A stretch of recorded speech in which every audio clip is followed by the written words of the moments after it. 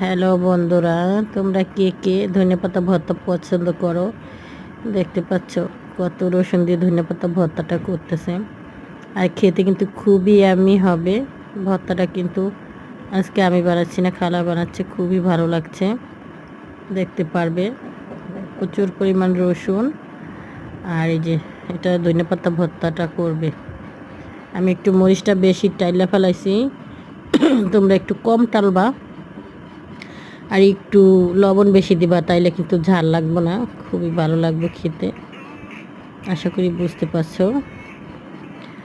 আর এই ভর্তাটা দিয়ে কিন্তু খুব মজা করে পোলাও ভাত খেয়েছি। কারণ বরাবরের মতো সবসময় আমার বোন পোলাও ভাত রান্না করলে ভর্তা বানায়, সেই থেকে কিন্তু আমরাও শিখে গেছি।